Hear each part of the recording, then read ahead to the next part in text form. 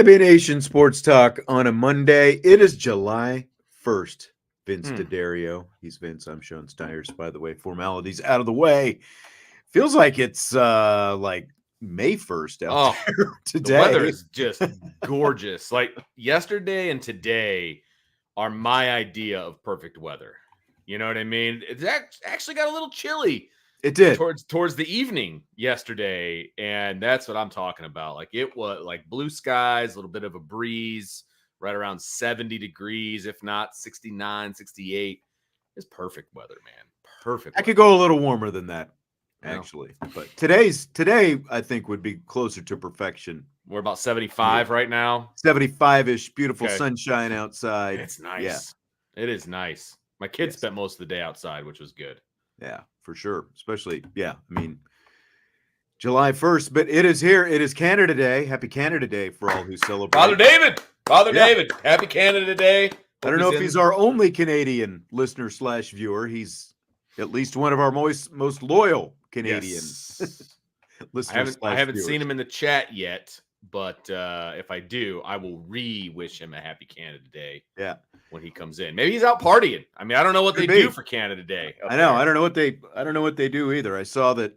I was watching the Blue Jays and the Astros a little bit ago. Look at you Had an afternoon game. Yeah.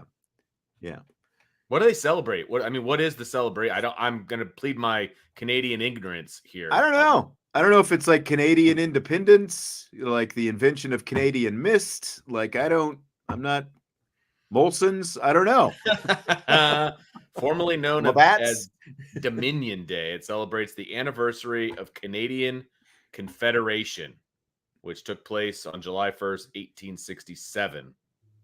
I don't know what that means, though. So there was 3 separate colonies. The United Canadas, Nova Scotia, and New Brunswick were all united into a single dominion within the British Empire. Okay. So there you go. All right. Little history lesson. So it's not their independence. They didn't gain their independence. They actually That's true. Came together under the British Empire. So it's not really it's different. Yeah. For sure. But you do have, like English influence in one part of the country. You have French influence in another part of the country. So I just never been up on my Canadian history. So I don't know anything. I will be honest. I don't know anything about Canadian history. I just know that they've been involved in some of our domestic struggles, the French and Indian War of 1812. Like they were involved in some ways because of the connection with the British. Yeah, but for sure. Yeah, other than that, well, I got nothing. Last week, I did a lot of Tesla talk after my trip to Niagara Falls and all that kind of stuff, and had someone on the boards giving me the very specific history of electricity in the United States, and which is great. But like I hadn't heard about most of it. Like, for example, did you know that Wabash, Indiana was apparently one of the first cities in the United States to have electricity? I guess. Really? Did not know that. But my point about the whole one, this is what they are teaching in Niagara. They obviously take electricity much more seriously, like the invention of electricity with the alternating current, the direct current, and the whole thing.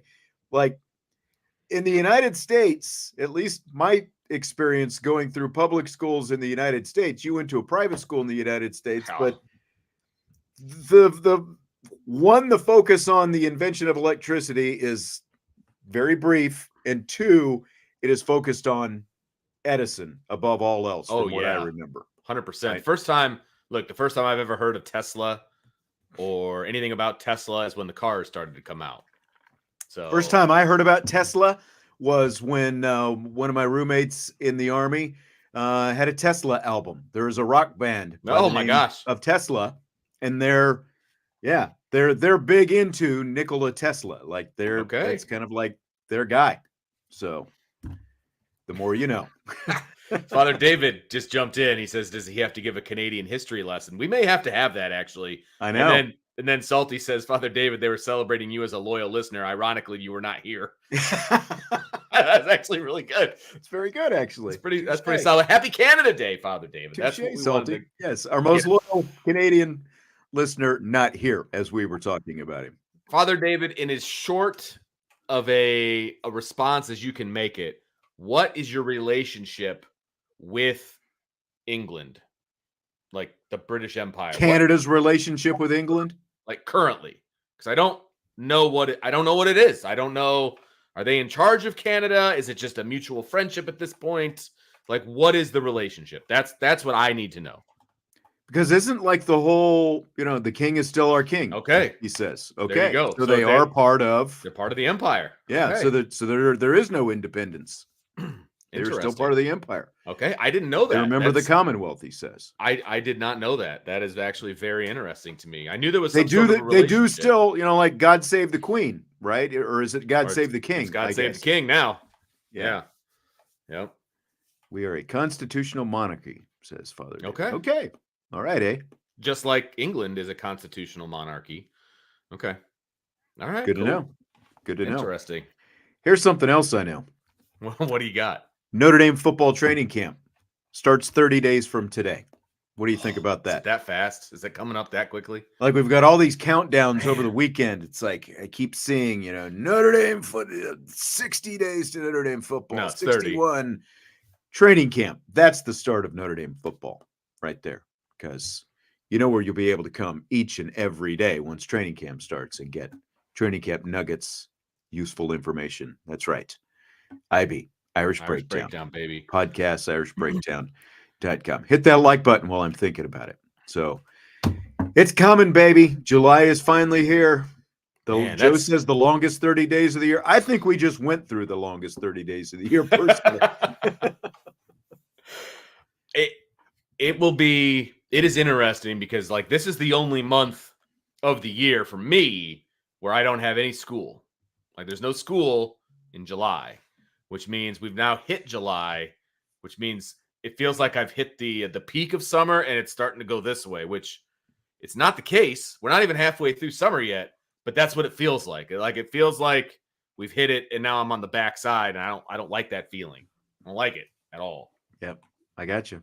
Yeah. I got you. But we got a lot of summer left and it's going to be great. I'm looking forward. I got a vacation ahead of me yet. At some point, still got some stuff going on, so I'm excited. And the way the calendar falls with everything, Sean, we're going back to school like a week later than we normally do. Really? Yeah. So you excited about that, or does that just mean you go a week longer next? At least it means we go. We got out earlier this year. We got out before Memorial Day, or the week of Memorial Day, and then next year we go into June. So it's yeah. It's 180 days no matter how you slice it. It just is what it is. It's very fortunate because I remember only going into June maybe a couple times when I was in school because of a couple like snow days and stuff like that. If we had too many, those kind of things. Right. Very fortunate we didn't go around here. It seems like, man, they go into June all over the place. Pretty much normally. Yeah. It's because there's so many stinking breaks throughout the school year, which when I'm in the middle of it, I enjoy those breaks. Obviously. Well, we didn't have any fall break and bingo. Yes. Thanksgiving vacation or whatever it was, basically election day. Very short. We get off now. Yeah, I don't think we got that off. It's more of a safety issue because you got strangers coming in the building. Yeah, you never know. But stranger danger. That's right. Stranger danger, baby. So yeah, there's a lot more breaks intermittent throughout. But I guess it is what it is. Very true. Very true. Well, as it turned out, wasn't expecting this. Kind of a big weekend for Riley Leonard, huh? I know. Down in Louisiana. I had no idea, and we're going to get into this, but I had no idea that they had competition for basically the counselors of the Manning camp. Like that, like the college guys they go, and I was under the impression that they were just like, it was the place to be if you're a college starter, and you help out these high school kids, that you're like a counselor, you're a camp counselor. Yeah. I had no idea they had competitions. No idea. I didn't either. And maybe it's because no Notre Dame quarterback had won this thing before. Well, that's for sure. They participated, but they have never I've never seen them come home with any kind of accolade. Yeah. That's for sure. So Riley Leonard comes out of the Manning Passing Academy as the winner of the Air It Out Challenge. Now it is interesting. 45. There were 45 college quarterbacks, and it took a lot to sort of find out what exactly he did to win this. Okay, I'm interested to find out, actually. So they warmed up with what they call the deep ball challenge, and I don't know the specifics of what exactly the deep ball challenge are, but the main event, they made 3 throws ranging different yardage that required each of them to try to hit 3 moving golf carts. Okay. And then that they would make a 40-plus yard throw into a kaboom net. Whatever a kaboom net. Okay. I mean, it's one of those deals with like the little just the thing pockets. With like the you know what square, I mean? The square with the throw it into the holes. slots. That's a kaboom net. Okay. That's my guess. I mean, I'm kind of guessing. I suppose I could Google it. Okay. Leonard was also reportedly one of 3 quarterbacks to hit. Well, not also. One of 3 quarterbacks to hit all 3 of the moving targets. So like he hit all the golf carts, basically. And then they're in a sudden death throw off. I'll bring this up right here. That was Dylan Gabriel, former Oklahoma, now Oregon quarterback. There's Riley Leonard, boom, nailing it. Here's Connor Wigman, Texas A&M. The whiff. Brutal. Connor Wigman.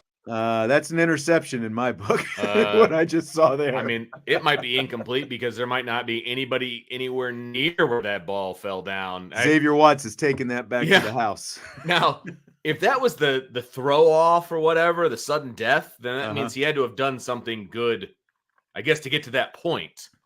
But I don't know. Feels like he cracked under the pressure to me. I'm just gonna say it. Thought so as well. So apparently it came down to those 3. Okay.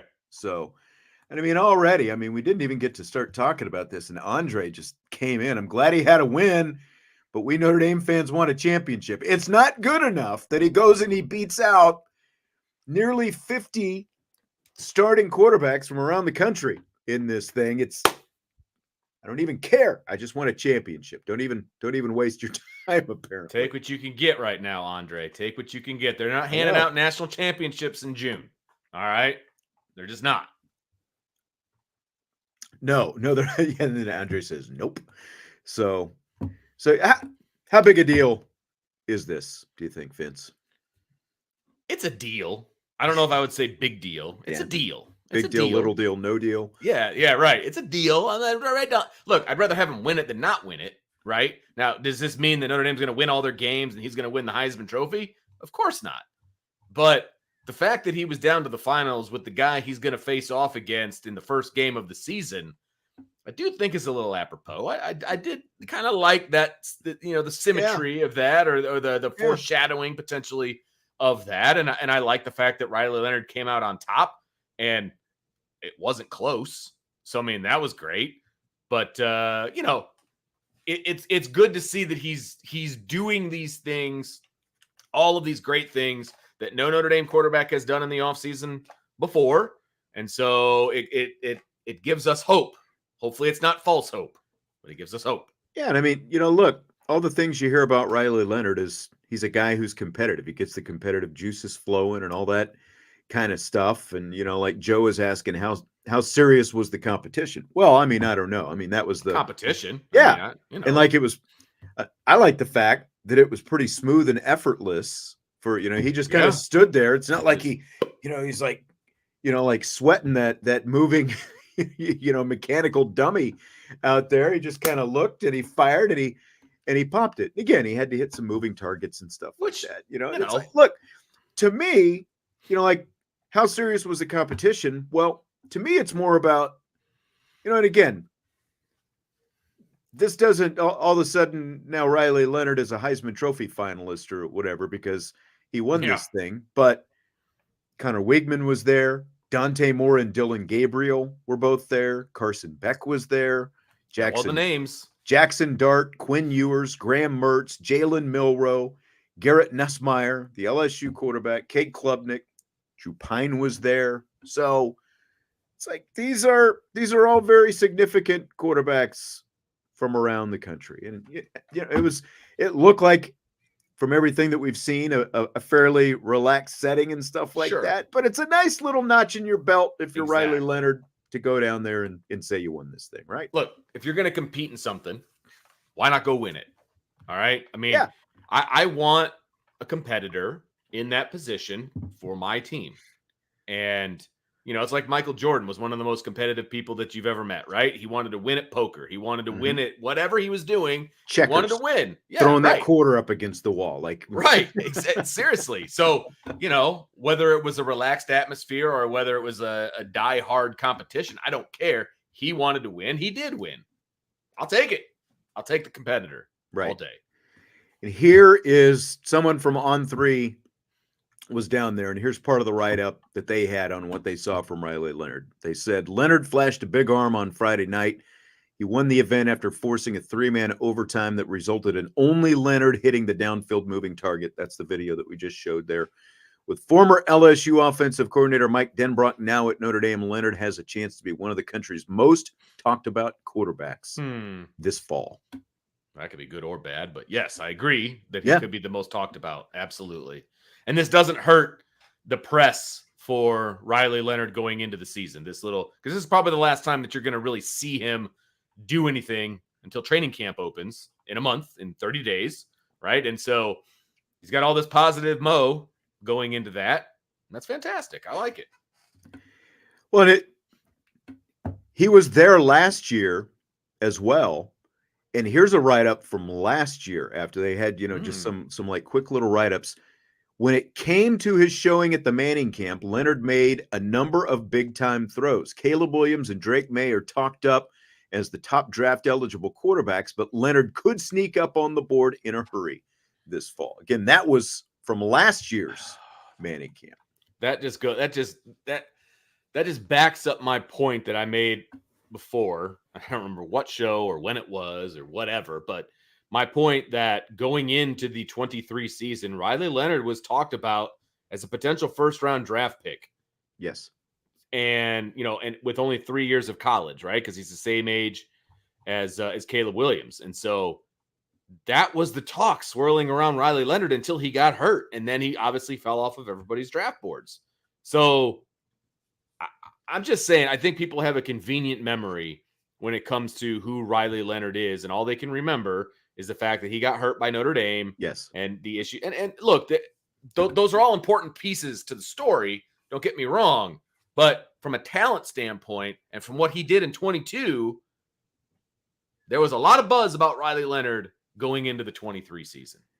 And after that Clemson game last year, that, when Duke knocked off Clemson, that exploded. Oh, yeah. Riley Leonard, like all people were talking about his first round draft pick, type of talk. And this is a guy who was pretty highly thought of, kind of off the radar because he was at Duke, but highly thought of going into the season. If he doesn't get injured, if he doesn't get injured, he's not here. Oh, right 100%. He's not at Notre Dame. He's at an NFL. He's getting ready for NFL training camp. Correct. Right now. Absolutely. That's if he doesn't get injured.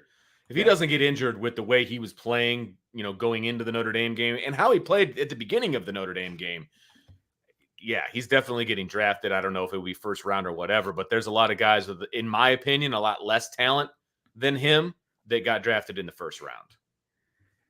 Resident scorekeeper DK reminding you when it was May 15th, 6:18 p.m. It was definitely possible. Could you see DK like in his den? He's like tracking everything. He's got his scotch. And, it was a Wednesday. I was on the show that day, so it's definitely possible. Could have been. Could have been possible. So perfect segue though. What kept Riley Leonard in college? What has him at Notre Dame? It's the fact that he was injured last year. And they did a little press conference. We're going to play some cuts of Riley Leonard from his press conference on some different topics, including this one right here, where he was asked about his health and how healthy he is right now. Healthy. I can't stress that enough. Like, I'm very healthy. If you were walking around in my body, you wouldn't even know you had any injuries in the first place. So, feeling good. there's no limitations to anything and workout wise that I'm doing, so I feel good. He said some form of that in I guess it was April, but a week or two before the spring game when we got to talk to Riley Leonard. Some version of, if you were walking around in my body, you wouldn't feel any pain. That was after he had the plate put in his foot and all that kind of stuff. So this is what, like 3 months later at this point, I guess, right? Like roughly 3 months later. Yeah, that's a long time. Later. Yeah. So how much does that ease your, whatever concern you have about Riley Leonard's health when you hear him say that? I mean, realistically, I didn't have a whole lot of concern, to be perfectly honest with you. I think that if it was the regular season, I think he plays in the blue gold game, to be perfectly honest with you. Now, I don't know that he would have been 100%, that kind of, he wouldn't have been as dynamic as, he would be if he was 100% healthy, but I don't think it would have kept him out of the game. So 3 months removed from that, I feel really, I would have, without him even saying that, I would have felt really good about where he's at. They definitely wouldn't have trotted him out at the Manning camp and had him running around and doing stuff if they thought that he wasn't really ready to roll. Yeah, you know what I mean? Don't let him go down there. No, if you don't feel good about where his health is. Yeah. Because at the end of the day, the Manning camp means nothing. Correct. You know what I mean? Like, it means absolutely nothing. Just like the blue gold game ultimately means nothing. Exactly. And so, I mean, it's great to hear him say that, which is awesome. But the fact that he was down there, he was competing, he looked great.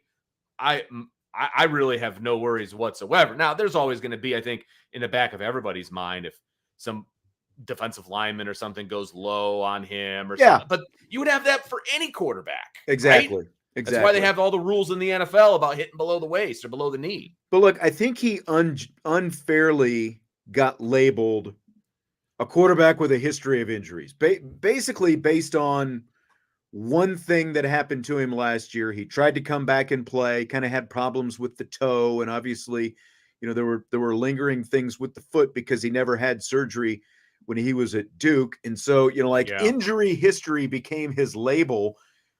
But really, it's something isolated that happened last year because unfortunately Howard Cross came down on that ankle and it kind of set off, a little bit of a chain reaction. I think the biggest thing when you hear one, he's already had the tightrope surgery, but then in the middle of spring after he gets to Notre Dame, and it's like, okay, he had a plate in the foot, but now we're taking the plate out and we're putting a new plate in. Yeah. That to me is what sets off the alarm bell. Sure. But absolutely. the fact that he's standing here again, almost 3 months late, really more than 3 months since that surgery, and he's saying he feels good and Notre Dame feels good enough to let him run around out there and go to the passing academy. And he's obviously working out with guys, took guys down to Alabama and doing all these different things. I think you have to feel really good about it. And he was running around at the Irish Invasion too. Yeah. Right. I mean, and wasn't he like out playing defense at one point? And that's whatever. Right. Like, especially on campus at Notre Dame, they're not going to let him do that if they have any worries about that ankle. And so, look, if Notre Dame doesn't have any issues with the way he's running around and doing stuff, then who am I to have issues with him running around and doing stuff? I guess that's the way I look at it, because I do trust the health, the strength staff and the sports medicine staff and all the people that are involved with all the injuries and things. They seem to feel very comfortable with Riley Leonard, and so if they feel comfortable with him, then so do I. But again, there's always going to be that nagging thing in the back of your head. If he gets knocked to the ground or somebody goes low, you're going to be worried. No, I mean, you are going to wince, like especially the first time you see somebody come down hard on his legs, But you can't feel that. You can't act that way when you're calling plays, and you can't act that way if you're Riley Leonard. Either you're 100% healthy and you go out there and you play 100%, and Mike Denbrock calls plays knowing he's got 100% Riley Leonard, or you don't play him, because a non-100% Riley Leonard, there's a certain percentage, and I don't know what that percentage is, until you start evening up with your backups. You know what I mean? And again, a 90% Riley Leonard is probably still better than everybody else. So you're saying, point. Like if you know what I mean? This percent, like you're better off just going with the backup. That correct. Kind of thing. Yeah. But like you can't. There's a chance that somebody gets hurt on every play. You can't call plays that way. Right. You know what I mean? You can't. You can't. Yeah, exactly. And that's when people start getting hurt, when you start acting that way. So everybody seems to be real comfortable, man. So I'm excited to see what he can do. I mean, like, look at Tom Brady. He had that knee injury however many years ago that was, the shot that he took to the knee with, and they ultimately changed the rules on, okay, no more hits below the knee and that kind of thing. But he never had another one of those injuries again in the rest of his career. It worked out pretty well. So you just get to kind of have to play through it. And we'll get to kind of more of that here in a minute. He's going to have some comments on being in Mike Denbrock's offense. Nice. We'll get into. Salty, though, wants a Freaky Friday type situation where he gets to walk around in somebody else's body and feel what that feels like. Depends on whose body it is. Just leave it at that. It's very true. Okay, so here's what he said, Riley Leonard, that he wanted to get out of being at the Manning Academy. I think the biggest thing is just like friends that'll last a lifetime. I think there's nobody in the world that can relate to me probably more than like this guy right here, or like any of these transfer quarterbacks who, like, we're living the same life just at different schools. So we're all like really good buddies now, even after a day. I met him yesterday, but I think these friendships will last for a long time. He sounds like a kid who just got home from summer camp. It's the friends we met along the way, Vince. It's like, I'm gonna be friends with these people forever. It is so great. I love these people so much. Oh my God, it feels like we've known each other forever. I wish I could have seen who he was pointing to, like I know, who exactly that was. God, it's like, so was funny. it Drew Pine? Was Drew like hanging over there? I mean, that is hilarious to me that, you're gonna make friends for a lifetime, even though they just met yesterday. Right. Like, that is now. Part of it is true. And pals, Exactly. Part of it is true. Like, the only people in the world that know what he's going through are other people that are transferring. Like, I get that part of it. And so it's nice to have those conversations. But the whole lifelong friend thing is hilarious. Like, yeah, I thought that was pretty funny as well. Great. That's great. I don't have anything to add, but it's, we're going to be friends for life now. He just sounds like a middle school girl who just went on like a 24-hour retreat or something. You know what I mean? And they were hugging. And, this is my best friend ever. Yeah, it's hilarious. All right, so here's what Leonard said about the difference between playing at Duke and playing for Notre Dame. Obviously there's a lot of social media attention that comes with it. I don't really go on social media, so I'm not sure on that scale. But I will say walking around South Bend, you drive 15, 20, 30 minutes off campus, you're still going to get like some diehard Irish fans, which is really cool and I embrace. I think just like the community as a whole is probably a little bit more into the football side of things for sure. Drive 30 minutes out of well, you're not gonna find. Not in, right. Yeah, you got Chapel Hill down the road. You got NC State, Wake Forest. So, I mean, you get to northern Indiana, it's gonna be Notre Dame, even in Chicago. So, you think he's driving over to Middlebury? Like getting some Amish donuts and the only place from all the diehards out there. The only place he's driving is to the South Bend Airport to go other places. Like that's the only. It's the only travel that when I heard him, when I first heard that, I started thinking about the 15 to 30 minute radius around it. There's no way Riley Leonard has driven 15 minutes away from campus. I'm sorry, no like chance. You said, unless it's to the airport, unless it's to Chicago, wherever it happens to be. I don't see it. I'm sorry. Now, his point that he's making is a good one in that where he was before, he was surrounded by other universities. And he's going to run into fans of those other schools. Right. Okay. Got it. That's a good point. Around here, now, you don't just have Notre Dame fans, but the majority of the people are Notre Dame fans. And I mean, you go 15 miles north, you're in Michigan. You're going to get some Michigan State fans. He didn't go north. There's no way he went north. But I agree. But no, he makes a good point that Notre Dame fans are everywhere. Like that's the point he was trying to make. I don't know that he made it very succinctly or but put again, it together in words. But. Like in comparison to where he was, where you got Chapel Hill, Raleigh, Durham, and I mean, how many Duke football fans, like specifically Duke football fans, are there? And that's got to be the biggest thing to me because basketball is the biggest sport there 100%. compared to here, where obviously football is king. So Yes. yeah, 100%. Basketball will always come first down there. Always. There's a reason Mike Elko left. there you go. I mean, he had a great thing going down there. But money talks, and so does the SEC, and so does the, massiveness of who Texas A&M thinks they are and wants to be. I mean, they're a football school first. Yeah. Duke will never be a football school, ever. Is Texas A&M a football school? Are we comfortable in saying that? Well, are they a baseball school? Like, what are they? I think they're a football school because they're in the SEC and they're in Texas. And so I think almost by default, I would say they're a football. I would say every school. school in Texas is a football school. So, right. Yeah.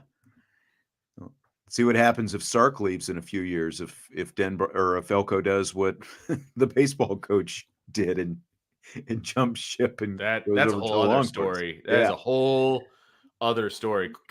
Caveman NC. So is this somebody who went to Mishawaka High School that lives in North Carolina? Caveman living in Carolina? Yeah, that's my question. But he says they give Duke tickets away. I live 5 minutes from the stadium. Well, you can go see some good football for free, apparently. So that's awesome. Yeah. But I'm curious if he's a caveman.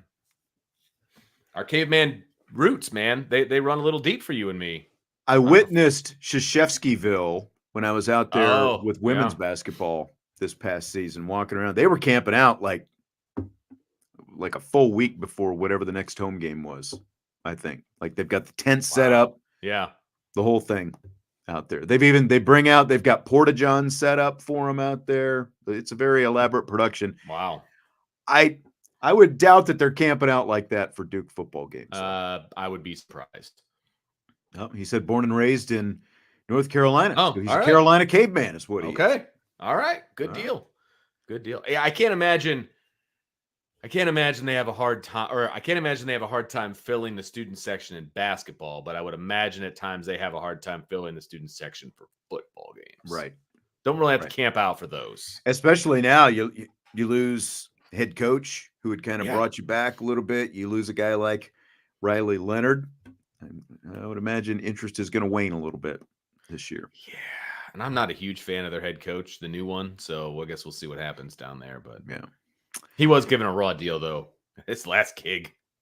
Yeah. So Leonard was asked about playing in Mike Denbrock's offense. Here's the response to that. The proof's in the pudding with Jaden Daniels. Obviously, he's probably a little bit faster than me, but probably a lot bit faster than me. But like I can still, make those reads, make those throws that he was making, the checks as well. So I think, for Denbrock, I'm just watching Jaden Daniels film all day is what I do. So just being able to replicate him, I think I can do. And obviously, he had a good year. So.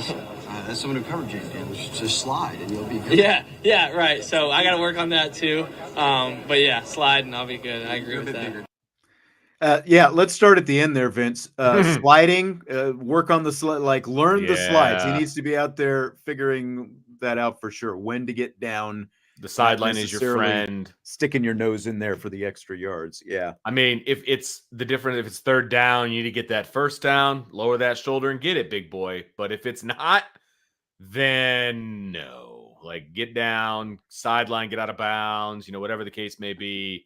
You're better off living to see another play than you are getting that extra yard when it doesn't matter. I do think he's a little thicker than Jaden Daniels. I'd have to look at the official roster size, but Jaden Daniels, I was struck during the draft and things how slender Jaden Daniels is, especially if you compare him to a guy like Riley Leonard. That's true. He said he's a lot bit faster than Riley. I wouldn't mind seeing them run what other 40 times, you know what I mean? That type of deal. Because Riley Leonard's a good runner. Now, maybe it's more he's better east and west than he is north and south. Maybe that's kind of a thing. But I would be very interested to see what that looks like. According to official weights, Riley Leonard is 25 to 30 pounds bigger than Jaden Daniels. So, interesting. But yeah, I think that is, when you look at, that's the obvious thing to look at.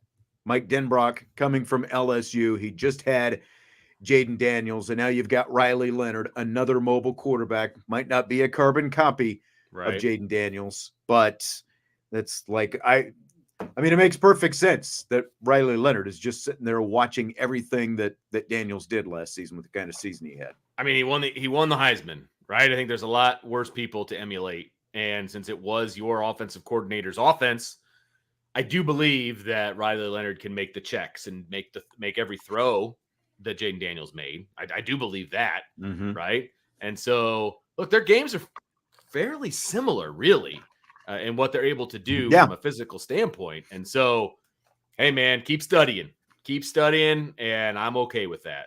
That if you can replicate that or even come close, great.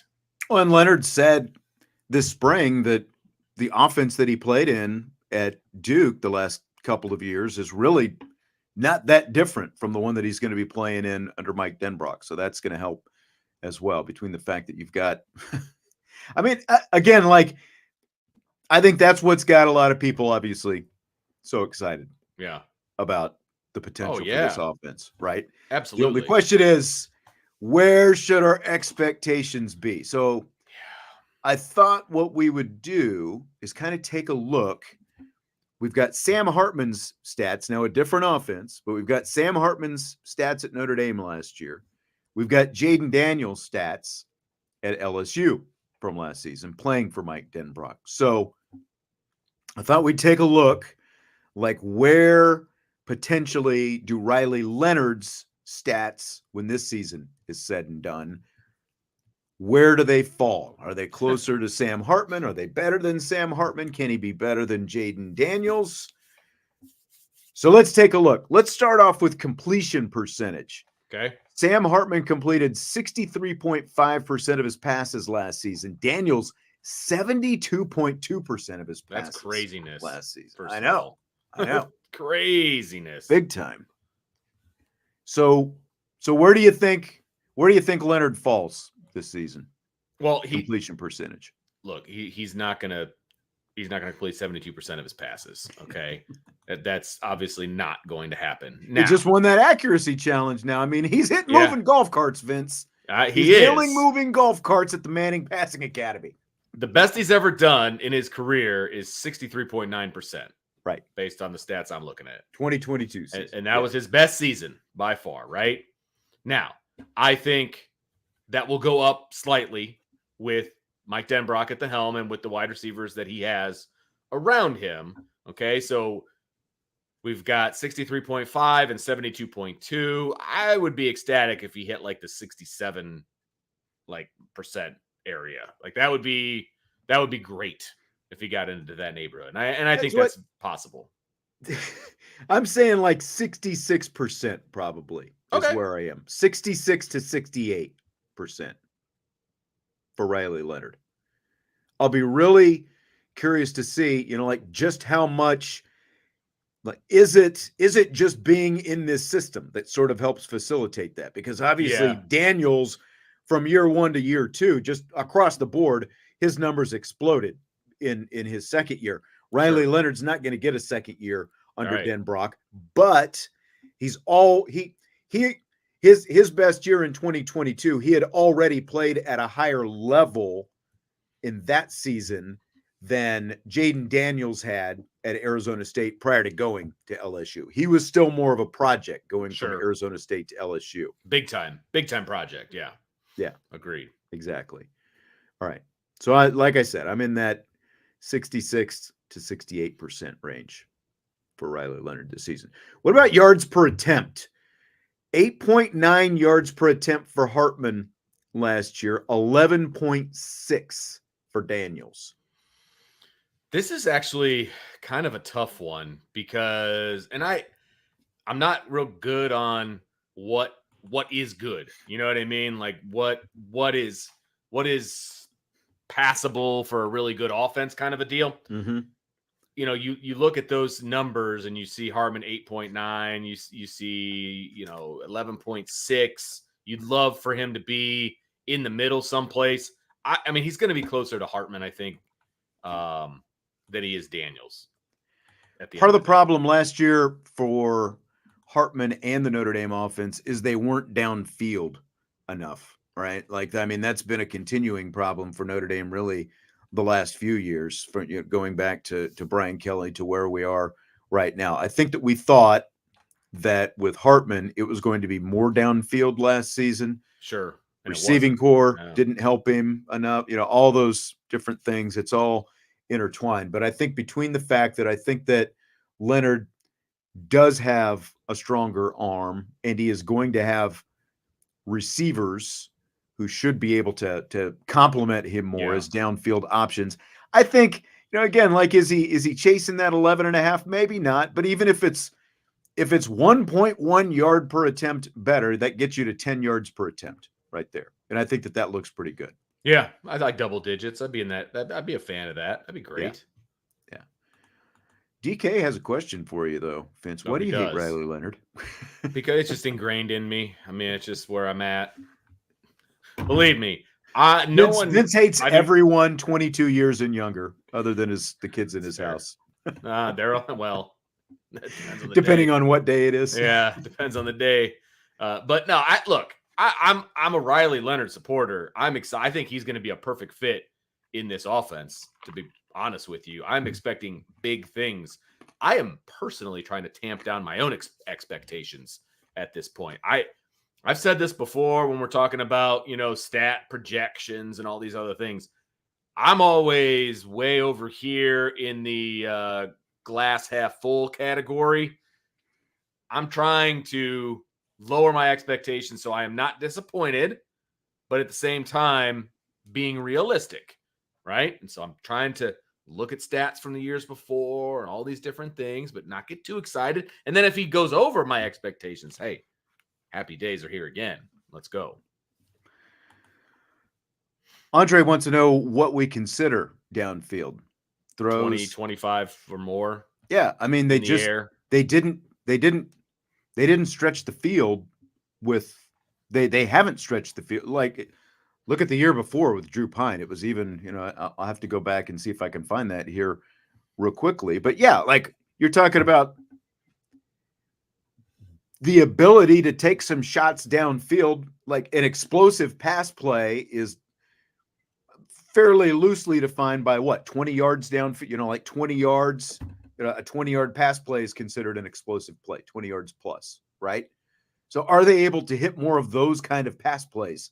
Yeah, I think is one of the bigger questions, because that just opens everything else up. The more you're able to do that, the more you make the safeties play back, the more that opens up the run game, the more it opens up other intermediate stuff that can still turn into a big chunk kind of play if everything isn't compacted and congested. That's one thing that Marcus Freeman talked about not too long ago, was like this spring, to like the fact that defenses challenged them and dared them to throw the ball downfield last year, and Notre Dame just didn't do it. He said that they didn't make opposing defenses pay enough last year. And that's something that I think that Riley Leonard, in combination with Mike Denbrock, should be able to do a lot better job of this season. Absolutely agree. And hopefully there won't be a quarterback afraid to pull the trigger for whatever reason. Right. For whatever reason. And I'm not saying it was all quarterback. I'm not saying it was all wide receivers. I'm not saying it was all offensive coordinator. But it was a combination of all three. That's for sure. Because there were times that there were open wide receivers that were not getting the ball thrown to them. There were times where the quarterback, didn't do what he was supposed to do. And there were times where the wrong plays were called. And so it is equal blame to go around, in my opinion. But there were issues across the board. You can't blame just one of those three, people. I'm sorry, you can't. There was problems with the wide receivers. There was problems with the quarterback, and there were problems with the offensive coordinator. There's blame to go around, people. It's not just one or the other or the other. No, yeah. And like USMA is saying, there were tons of times wide receivers were open. Yes, that's true. That was also true under Drew Pine. It wasn't just a Sam Hartman thing. You can go back, whatever quarterback the last few years. I just went back and looked at Drew Pine's. his yards per attempt was 7.9. So it was a yard less Yeah. than Sam Hartman had last year. Honestly, I would have thought it was about a yard and a half, but still a yard less per attempt. That, like, obviously the lower the number is, the less you're challenging downfield. And there were wide receivers, as we all sat here and beat our heads against the wall plenty of times. 2 years ago, when Drew Pine was the quarterback, there were tons of times when guys were open, but it was checked down to Michael Mayer most of the time. Yeah. And that's what's got to start changing, is absolutely getting to that second level, the ability to more consistently be able to hit that second level. And between Denbrock, between Riley Leonard, between the kind of receivers that they have brought in, I think all three of those things should address that fairly well. And that's why I'm confident that, like, I think 10 yards per attempt is a solid number. I think it's very attainable with all that combination that they've got this year. Absolutely. Okay, so passing yardage. Sam Hartman, 2,689 yards last year. Jaden Daniels, a few more, 3,812. Just 1,200, no big deal. Yeah. I think the biggest question, like, does Riley Leonard get to 3,000? Does he top 2,600? Where do you think Riley Leonard falls in terms of his passing yards? Yeah, I think he does top 3,000, but I don't think he gets a ton over 3,000 because I don't think that he needs to. I think he's obviously going to be gaining yards on the ground as well. I mean, look, Jaden Daniels also gained yardage on the ground, and I can't even imagine what his rushing yards were plus his passing yards. It was obviously well over 4,000. So I would say his combination of running and passing will be around that 3,800 mark. I think that would be where he should be. That's kind of what I'm thinking as well. Like he was just a shade under 3,000 in his full season at Duke in 2022.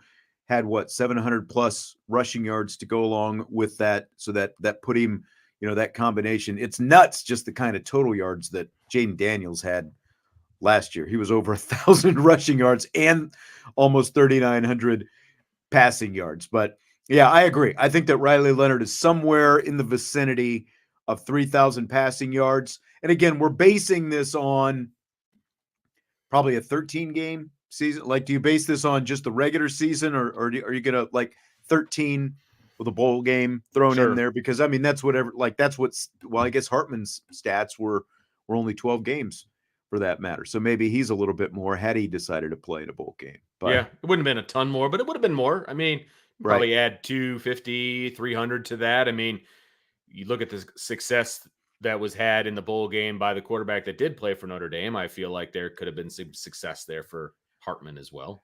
Yeah. USMA 87, when we were talking about it, the fear with Angeli, he checks down too quickly. And that's what, again, like, he can win football games, especially against the schedule that Notre Dame is going to have this season. But ultimately, if Angeli were to be the guy, if something happened to Riley Leonard and Angeli were to be the guy, Notre Dame's ability to play championship football is going to be, can Angeli whoever, can he test the field? Just like, because I saw USMA 87 say it, and I think maybe you were responding. Yeah, you did. Like, that's ultimately Ian Book. Sure. The inability to push the ball downfield. And to be honest with you, I blame Brian Kelly for that to a degree, because he always preached, don't turn the ball over. Don't turn the ball over. And it freaking scared kids to not take chances because they were afraid to turn the ball over. Look, if you're going to be an explosive offense and push the ball down the field and all those things, you're going to have to take a chance. You're going to have to take a chance and maybe turn the ball over. I mean, that it's like Lou Holtz said, right? 3 things can happen when you throw the ball, and 2 of them are bad, right? And so either a catch, an incompletion, or an interception. Yeah. Those are the chances that you take. But I just think it was just ingrained into his head so much that even after he left Notre Dame, he wasn't throwing the ball down the field because don't turn the ball over. Don't turn the ball. He was just wound so tight that he couldn't just go out there and play. And that came straight from the top, in my opinion. Absolutely. What about touchdown passes? Hartman had 24 last season. Jaden Daniels, 40. at LSU. That's obviously a pretty big discrepancy. And again, when I am projecting what Riley Leonard is going to do from a production standpoint, I like to think about his rush yards, his, throwing passing touchdowns and all that. But at the same time, I think he gets past 24. I mean, he had 20 in 2022 with Duke. I feel like that number is going to climb. I think he'll be right around the 30 mark. And then you add in whatever he does on the ground as well. And then you're going to be in the high 30s. I think that's where I would like him to be. I think he's somewhere around 30. I'm still relatively shocked that Sam Hartman didn't get to 30 last year. Like, but again, I just think that there was too much carryover from like Brian Kelly philosophy in terms of offense and things like that. And I don't think that it worked out in part due to that, with who he had as offensive coordinator, the system they were running and the whole thing. And I think he got a little bit gun shy by the time it was all like after Louisville and then after Clemson. I think he got gun shy with what he was willing to do. Yeah. So, but I think Leonard's going to be somewhere around 30. Because again, you got to factor in like this guy, like if you look at Daniels, just the numbers, he had video game numbers basically last year, 40 touchdown passes and 10 more touchdown runs. And that'll have to be accounted for with Leonard as well as the touchdown runs. And he's also going to have a really good backfield behind him. So, one will kind of take away from the other, I think. But I'm going to put him right around 30 touchdown passes. Yeah. Yeah. Okay. And then the interceptions. Sam Hartman threw 8 last year. Daniels threw 4. And by comparison, Riley Leonard had 6 2 years ago at Duke. I mean, I would love to say he's going to be closer to the 4 than to the 8, but he had 6. That's literally right in the middle of the 2. I don't think he's going to have the opportunity. Well, he'll have the opportunity to throw more interceptions. That's silly because he's putting the ball up in the air a bunch. But I'm going to say that he's going to be less than 8, but more than 4. So, whether that's 5, 6, or 7, I think that's the neighborhood that he's going to be. I don't think he throws more than 8. He's not the kind of kid. He won the accuracy challenge, right? He's an accurate passer. I don't see him throwing a bunch of inaccurate balls. I do see him pushing the ball down the field. One of those might get picked off. Maybe there's a batted ball in the air, those kinds of things. So, I do think he'll throw some picks, but it won't be in bunches like it was with Sam Hartman.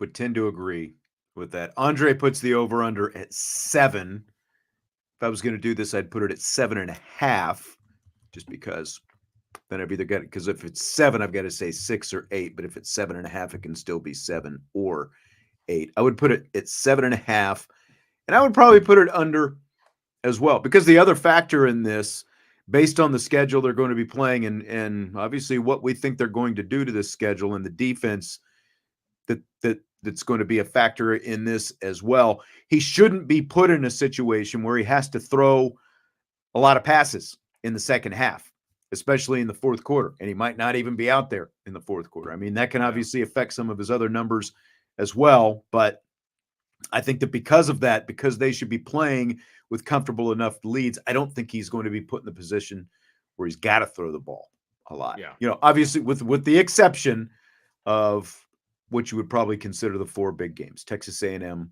Louisville, Florida State, USC.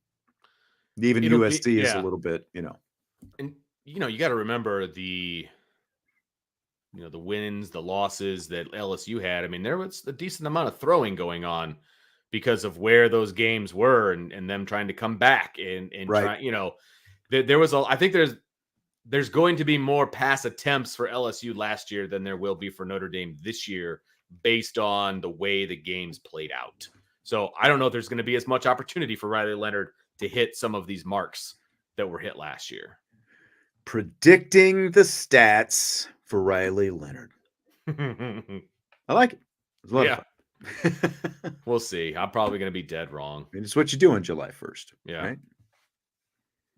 What will we think on August 1st after we've seen a camp? What do we think on August 15th after we've seen It's a great question. I think I'll have more to say on August 15th than I will on, July 31st. Because, I mean, when you think about it, we really didn't get to see, like, we've seen Riley Leonard on game film, and I think that's the most important thing, but we didn't get to see him really, do any Riley Leonard magic stuff this spring.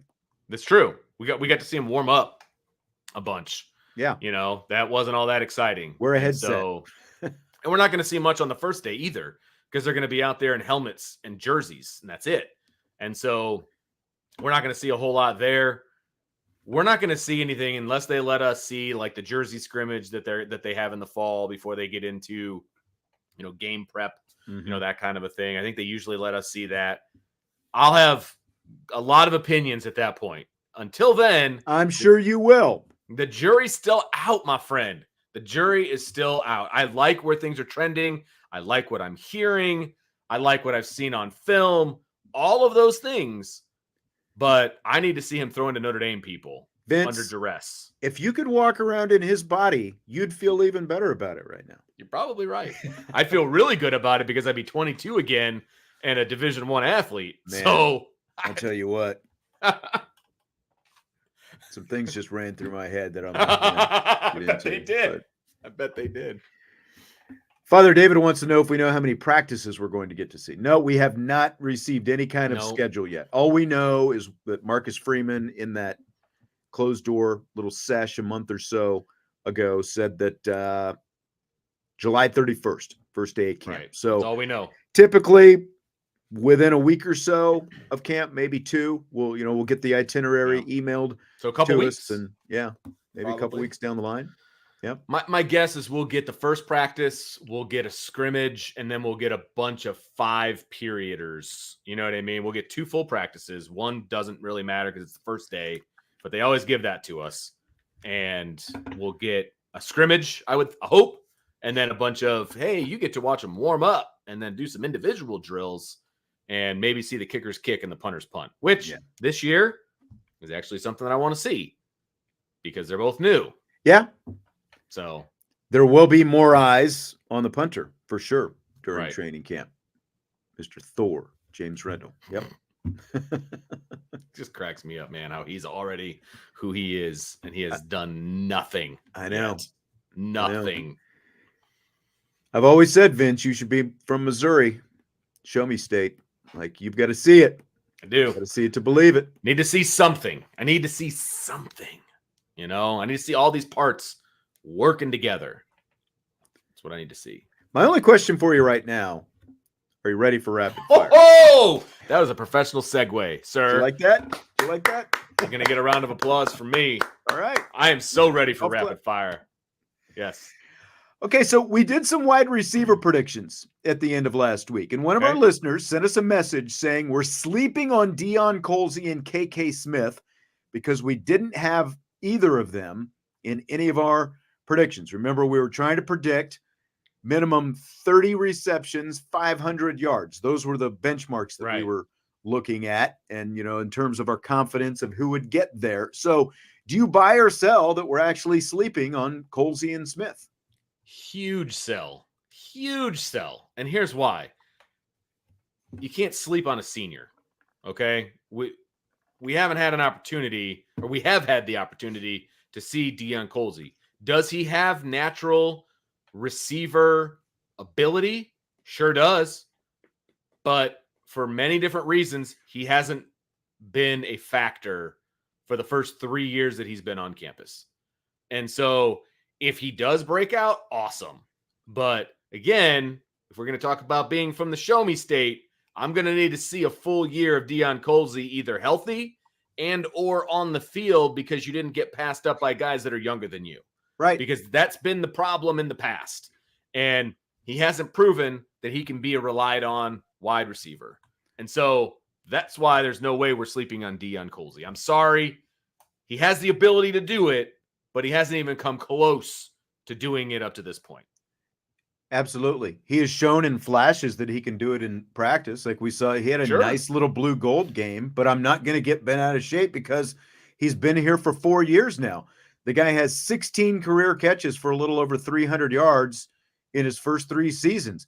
9 receptions for 192 yards 2 years ago is his best season. Right. He's behind Jaden Thomas and Bo Collins going into training camp. So why should I be buying, high stock in Deion Colzie? And it's not a shot at Deion Colzie, but the fact is he's been here for 3 years. So we have a history with him. The only thing that he can do is go out and ball out in training camp and show that he deserves to be at least ahead of one of those 2 guys, because that would put him on the 2 deep, which would mean he's in the top 6 in the rotation, which is a rotation that Mike Brown is looking at. So I can't buy on Deion Colzie, regardless of how much talent is there. Again, we know it, but he has to show that he can go out and do it in a game and stay healthy at the same time, because that was obviously a factor last year.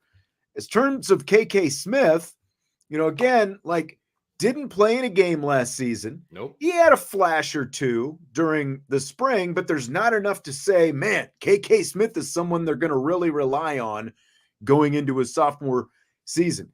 He's second at field receiver on the depth chart going into training camp, behind Chris Mitchell, the FIU transfer. Cam Williams is also there. So what is Cam Williams going to do? There's a lot for KK Smith to prove, but there's no reason at this point right now to be buying high on either one of these guys, because they just haven't shown us anything to give us that inclination at this point.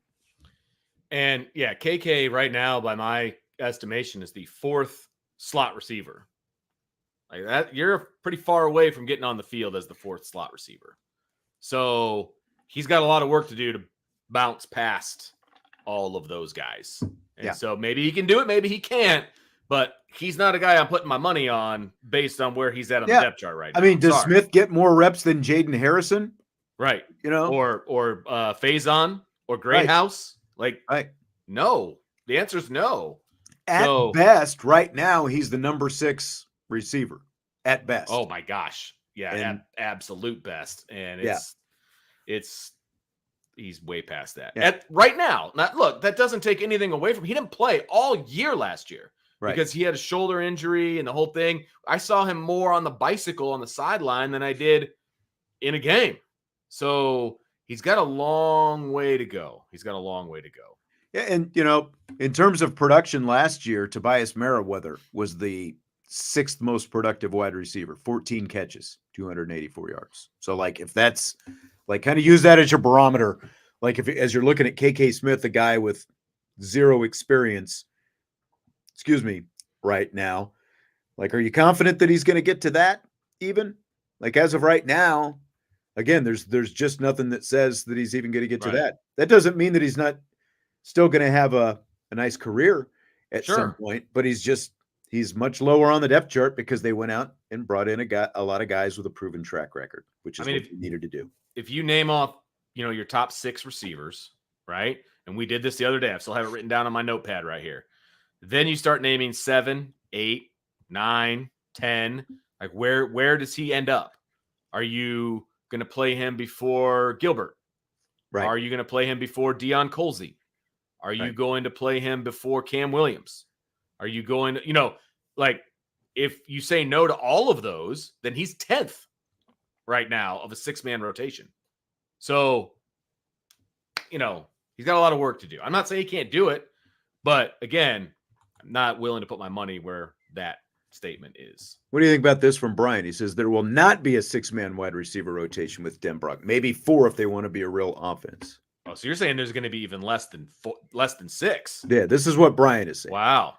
I think that there's still a 6 because this is reps. This is not like everyone's out there, on the playground getting balls thrown at them every other play. You've still got to, kind of spell guys, give them a play off here and there, all that kind of stuff. And then, and someone else then comes in on the play. And obviously you're not even passing every play. So it's not like there'll be a core of probably 3 to 4 guys. And those are going to be the guys who accumulate the highest level of production. But guys number 6, 7, and 8, 5, 6, 7, and 8, whatever they happen to be, they'll still be on the field, but that doesn't mean you're having balls thrown at them all the time. So that's There's going to be 6 at minimum in the rotation that play when the first team offense is on the field. 100%. That's not changing. And they will be subbing. They're not going to go tempo all the time. That negates tempo. If that's what you do all the time, then teams can match up against it. Because guess what? Your kids get tired too. So you can't always go tempo. That doesn't work. So there are going to be times when they're subbing. There are going to be packages. There are going to be changes in the offense. It is not going to be the same 4 guys all the time. There will be at least 6 in the rotation. 100%. Right. You don't bring in as many guys as they brought in. And especially if you want to make it over the course of the season. And again, think about the schedule. Think about the schedule. In your bigger games, Texas A&M, Florida State, we all know what the bigger games are. Sure. In the bigger games, the rotation probably does get paired a little bit. Shrink a little bit. You want your better players out there on the field as much as possible. But in those other games, you're not just going to run the same 4 guys all the time, and then they're not going to have any legs by the time November comes around. I feel very good. If I was to say to you, Sean, in the first game of the season, Texas A&M, okay?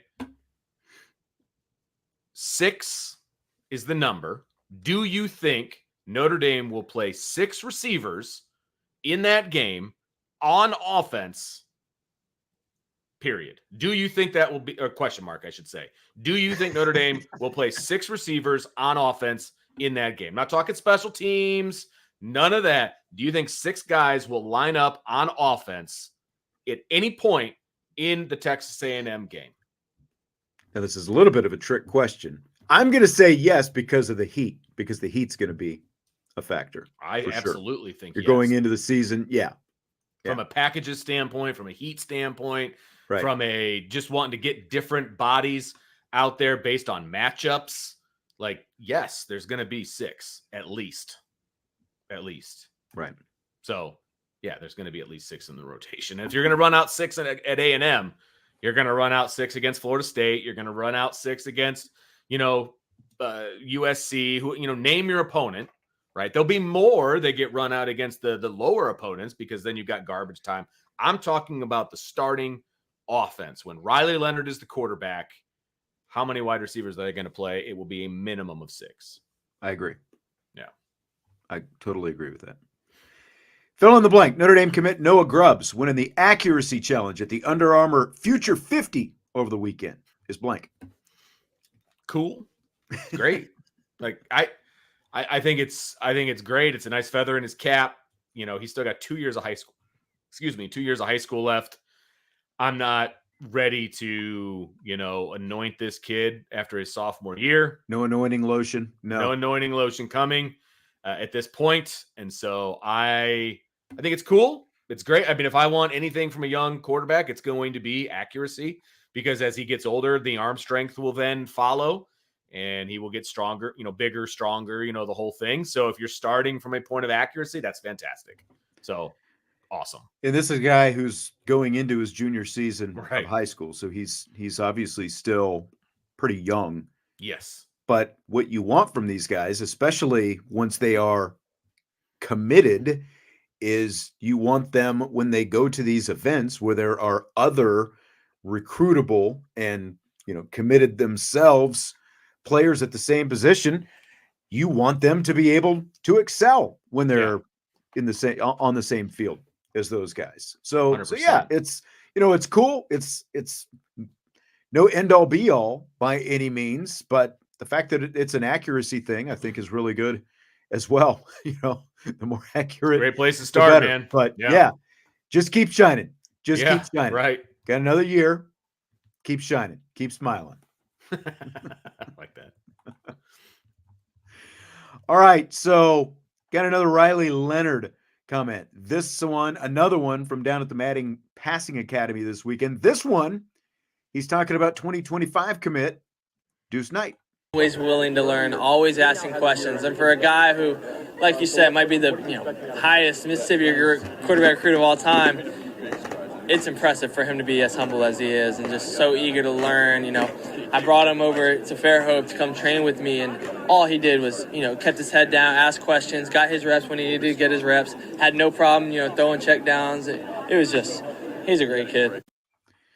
All right, Vince. So does any of that say anything to you? I mean, no, not really, to be honest with you, because if he's asked about the kid who's coming to Notre Dame, what is he supposed to say? So like he's going to cut him up. No. Right. Like, I don't know. I wasn't really impressed with this kid. He was late all the time. He was late on his. What is he supposed to say? He's supposed to talk glowingly about this kid. It's great that he said all those positive things. He was very specific with a couple of things that he said. That's great. I just don't put a whole lot of stock into it. I just, you're right. It's not like he's going to rip him apart, but he did talk about going down to Fairhope, and Deuce was part of that group that went down to Fairhope. And when you just continue to connect all these dots with all of this Mississippi swirl that's been out there, and then you look at the fact that this running back Deere decommitted from Ole Miss over the weekend, the fourth decommitment, the second 4-star not good decommitment in the last week. I just think that all this, it's a lot of subterfuge out there with Deuce Knight. Like, I just feel like this guy is locked in to Notre Dame, and the fact that you hear Riley Leonard, out there speaking so glowingly of him, even if politically maybe that's what, really the only answer that he could get. I just think that I would just be putting your fears to rest if you're a Notre Dame fan in terms of what's going on with Deuce Knight. Yeah, I've never been worried about him switching to Ole Miss. That has never been a thing. I don't think he has been all Notre Dame. It's been very obvious. He's been very outspoken about his love for Notre Dame. He's recruiting for Notre Dame. He's doing all these things, and I just don't see the extra.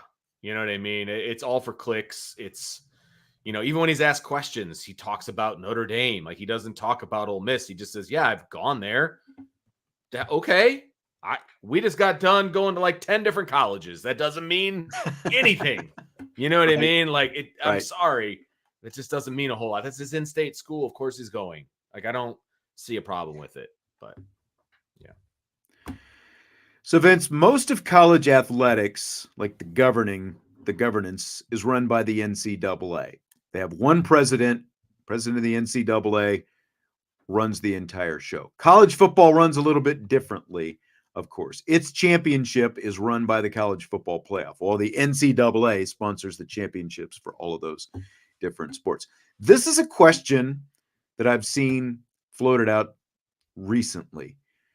Do you buy or sell each college sport should have its own commissioner? So you would have a commissioner of football, men's basketball, women's basketball, et cetera, et cetera, et cetera.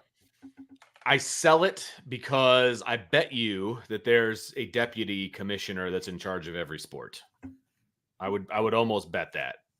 That's the way it is. But are they actually making decisions for those sports? It's mostly these NCAA. So what do you mean by making decisions? Like, if you're the commissioner of swimming, like what decisions are being made by the commissioner? Basically, okay, let's say swimming, I don't know what the rule change would be, but the NCAA subcommittee, whatever group is going to get together and they're going to run this vote.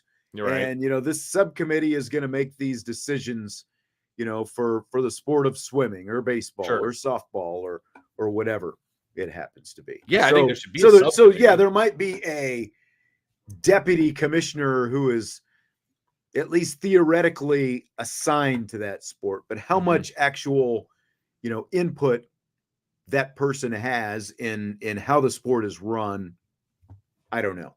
I don't want one person in charge of a whole sport. I don't want that. I want more voices than that, honestly. So it's a sell for me. I don't want one person in charge. I want more than that. So I don't like it at all. I will say that with the way things are going with football, I don't even think they should belong in the NCAA. I think they should just break off and do their own thing. And that's a whole different conversation.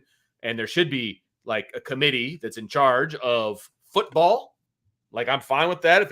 If you want to call it the college football playoff committee, then fine. But I think football should be its own separate entity. And then the NCAA should just be in charge of the other sports.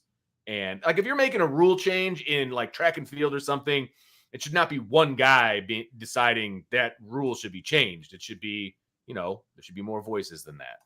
Yeah. And I mean,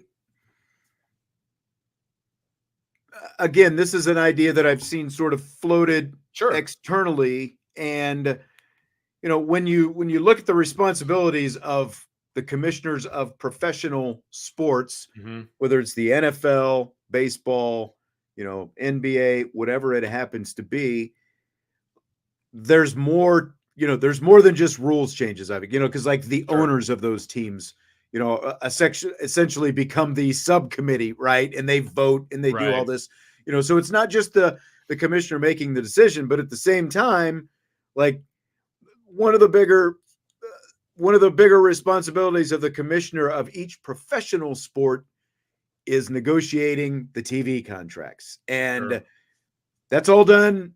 It's all completely different when it comes to college. So I don't disagree that maybe there needs to be like college football maybe needs its own commissioner since it is run so differently, but there needs to be, whether it's the university presidents or, kind of a revolving, group of presidents and or athletic directors that would need to be under that commissioner. I think because of, again, the fact that the NCAA essentially is putting on the championships for all these other sports, I don't think that commissioners for each of those sports make as much sense. I could see it for football, for the other sports, not so much. Yeah, because I think that when you were talking about the NFL model and the MLB model and things like that, right? And you've got the commissioner, and the commissioner is usually appointed by the owners, right? The owners, all they're worried about is one sport, right? I mean, that's all they're worried about. Now you've got institutions that have 28 varsity sports, right? Like that could get very complicated for the athletic director then to be on the board or whatever for 28 different sports and be involved. Like, I think that's asking an awful lot of the individual institutions to have the best interest of every single sport, with each commissioner. Like, that would get complicated and that would be a lot. Josh says schools have ADs. Why do we need a commissioner for each sport as well? Because those ADs are only worried about their school. They're not worried about every school that has swimming. They're not worried about every school that has track. You know what I mean? Like, so the priorities of an athletic director are completely different than the priorities of a commissioner of a sport. Completely different. Right. All right, let's predict Penn State's record for the upcoming season. It's been a little while since we've done one. So Penn State has an over-under season win total of 9.5. Okay. At West Virginia to start things off. I think this should be a fairly competitive game. Should be, but I think Penn State wins. I do too. Bowling Green, Kent State the next week. We see any scenario where we see upsets? Shouldn't be. Should not be. All right. So now we're 3-0. Penn State's 3-0. Yep. Illinois, Big Ten opener. That's a home game. Should be a win. Illinois is not great. I agree. So now we're at 4. And then the next month gets a little bit more interesting. This is where it gets interesting. No doubt about it. UCLA, at USC, at Wisconsin, Ohio State. Really the meat and potatoes of the schedule. Sure. So UCLA. Win. Concur. Yeah, new coach. They're coming over from the other coast. Mm-hmm. I think that's definitely a win. It's a home game. Yeah. Yep. We're talking about Penn State. Home game for Penn State against UCLA. Okay, so they're 5-0. Correct. Now they go to USC for the first time. So here's where the 9.5 comes into play, right? Because that means that are they going to lose 3 or they're going to lose 2? And the next 3 weeks will kind of tell the tale as to whether that is the case or not, in my opinion, right? So going to USC at this point, you're hoping that USC, I believe, is undefeated because, if you're a Notre Dame fan, and you may not like this, but you want USC to be good, right? True. And I don't know. I'm trying to pull up their schedule I was ready to say, here I'll look for it here real quick. because I do want to see what their schedule looks like going into that game. So Here it USC. got it. Man. So they got LSU, Utah State, at Michigan, home against Wisconsin, at Minnesota, Then and then they Penn host State. Penn State. They could very easily be 3-2 going into that game. I think they'll have at least one loss. Yes, 3-2, 4-1. That's kind of where USC is probably going to be at that point. And then the Nittany Lions are coming cross country to play USC. It's about a pick'em game for me. Yeah. To be honest with you, I'm going to give Penn State the L here. I'm going to say USC wins. I think so USC too. wins. Yeah, I think so too. I'm with you on that one. So now it's 5-1, and Penn State goes to Wisconsin the next week. Now think about the travel here. You're going all the way out to USC, then you're coming all the way home, and then you're going halfway across the country to Wisconsin because it's at Wisconsin, Mm-hmm. right? And Wisconsin's not going to be a slouch this year, I wouldn't think. Okay, so they've got Western Michigan, South Dakota to open the schedule. Then they host Alabama, which that should be a loss, I would think. Wow. Then they're at USC. I didn't even realize they were playing this year, to be quite honest. They're at USC. They're home against Purdue. They're at Rutgers, and they're at Northwestern before they host Penn State. Okay? So I think Wisconsin could legitimately have 2 losses in here. They might have 1. I will give this one to Penn State. I think they bounce back at this point. I agree with that.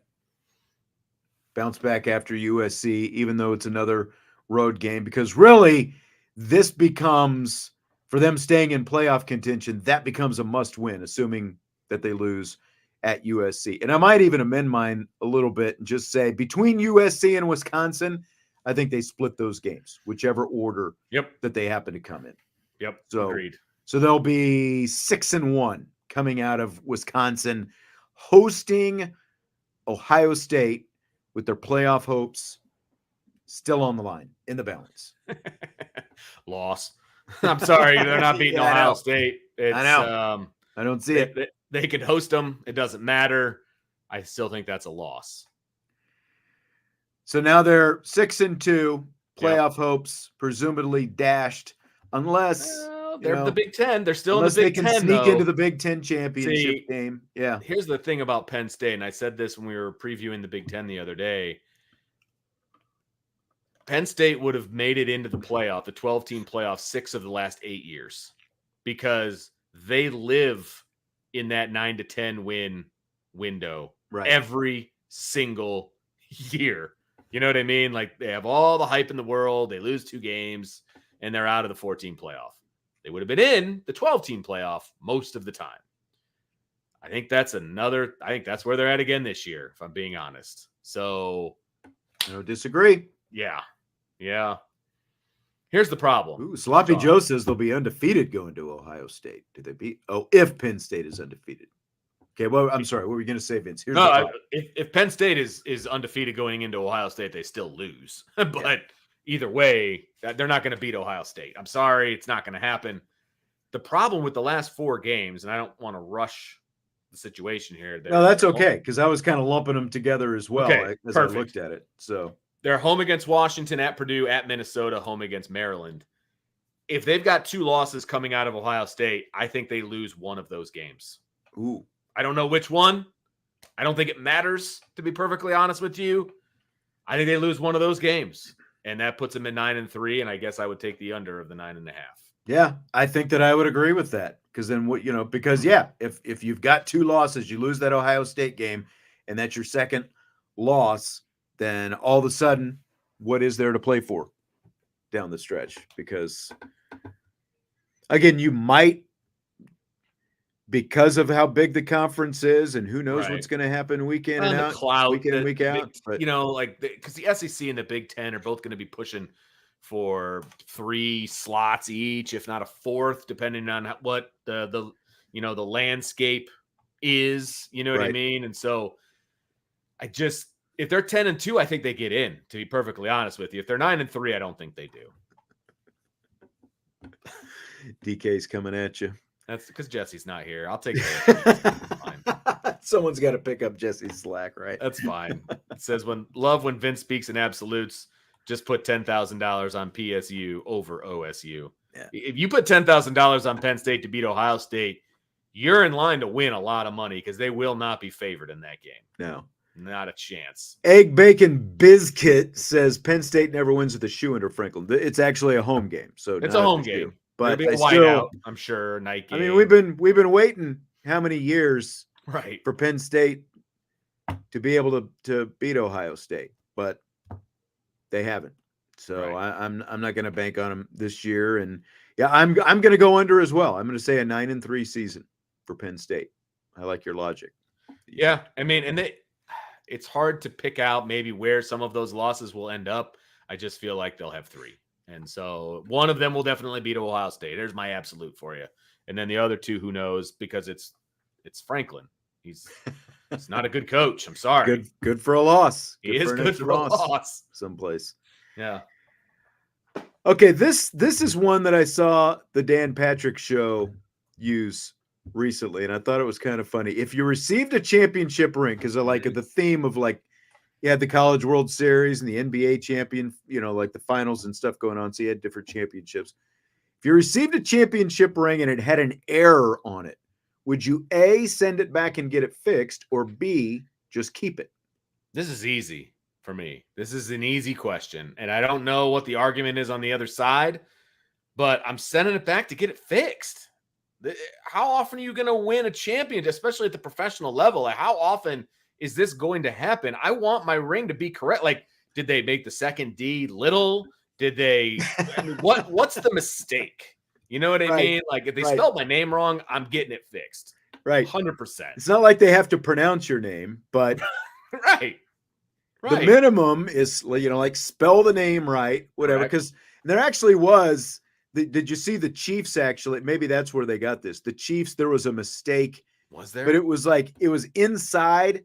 You know how they put like an engraving on the inside? Yeah, they put like the seeds of the teams that they played in the playoffs, and stuff like that. And there was a mistake on one of the teams, or that they played against.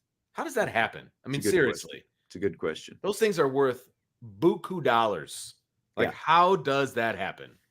Yeah, and like that one, who's actually even going to look at that, the inside of the ring, to see that? But yeah, like. They spell your name, whatever it happens to be. It's like, hey, sorry, there's a mistake on this ring. Yeah. So 100%. Like it's not like it's on the team. It is on whoever made the ring to get it right. So send it back and get it right, because it's something that you're theoretically going to have for the rest of your life. You want it to be right. You don't want there always to be a mistake on it. Right. And Josh says most often those mistakes make it worth even more. Awesome. I'm not selling it. Right. Like, that's mine. I mean, I'm not okay. Knowing who I am as a person, if I was a professional athlete and I won a championship ring, I'm not going to find myself destitute enough to have to sell my championship ring. Those are the ones that get into circulation, are the people that blow all their money and need to sell it. I'm not selling it. Why do I care how much it's worth? That's not the point of getting a championship ring. It's like, oh, I'm going to get this appraised. I want to see how much. No, I would not sell it, Josh. So you can say I might sell it down the road. I'm not selling my championship ring, period. End of discussion. I mean, so what's a mistake, because like when I think about this, it's like the infamous Billy Ripken baseball card. Do you remember that? Where there was an F bomb on the bat or whatever. An F face or something like that. So so that card is worth more as a result, because that made it through there. Whereas if it was just a typical Billy Ripken card, it wouldn't be worth anything. But you know, like you're probably talking about the difference in what, like maybe $5,000 or something like that. If you're actually going to sell it down the road, I don't know. I would just never sell something like that. That's just not who I am. I mean, I earn that thing, dang it. Like I want to show that off to people. I want to have that in a place of honor. Like that is not like it would just be a terrible thing is if I see some, degenerate gambler has my ring like that. Well, and let's be honest. Let's say you or I got a ring for something, right? You have rings. You have rings from the women's championship, right? Right. In the College World Series. Right. Yeah. And actually like the ACC championship last year for that matter. But what I'm saying is, but that's my point. Yeah. No one wants the Sean Stiers ring, right? Right. They want the Niele Ivey ring. They want the Ruth Riley ring, right. Like they don't want the Sean Stiers ring. So like, that's the only, so like, so there's a mistake on the Sean Stiers ring. So now it's going to bring what, $55 instead of 45, like. But you would never try to sell those rings. Those mean something to you. Right. You know what I mean? And you weren't even on the team. You were part of the organization. You were part of it. I think you're an integral part of the situation, but like you weren't even on the court, and those rings are something that you would never sell. Right. You know what I mean? Like, I don't know. I just, Exactly. And yes, I would like, and like in both cases, the first thing, Stiers, STI. Exactly. Yes. Brian has a good question. And I want you to answer this because this is for me. But he says his question is, Vince, would you wear it and when? Have you ever worn the rings that you have gotten? Yeah, very rarely, just because there aren't a whole lot of instant, and it's funny, like my College World Series ring. Okay. The last time I wore it is when we all, Jesse and I, and we met up with our boy Sluggo. Yeah. In Omaha, and so I took the College World Series ring and I wore it when I was out there, and then so like after Notre Dame won that opening round game, we've talked about this. We went over. There was a big, like not a party, but there was a big, sort of social gathering in the lobby and the bar area of the team hotel. There were Notre Dame people everywhere, and I had my ring on that night. And Pete gave me a hard time afterwards. He's like, "Oh, I noticed you had you were flashing that, that ring." And it's like, I've got a freaking College World Series ring. Why wouldn't I wear it to something like this? Absolutely. That's where you do it though, right? Yes. So like if I had a coach who won a state championship as a coach in high school football, right? And so he's got the blue ring. And so when in Indiana you win, you get a blue ring. If you get second place, you get a red ring. Okay. And so he would wear his state championship ring on game nights. On Friday nights, he would get it out. He'd put it on. Like that was the thing that he did. Right.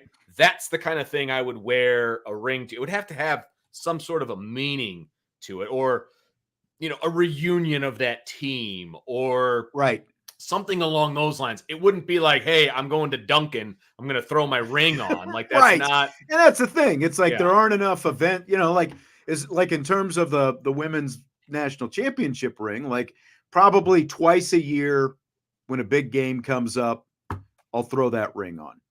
That kind of thing. And Niele Ivey actually wears hers quite a bit still. The 2001 there you go championship. Probably big games, that kind of a thing. I see her wearing hers all the time. Like when we're sitting there for the pregame interview and stuff like that.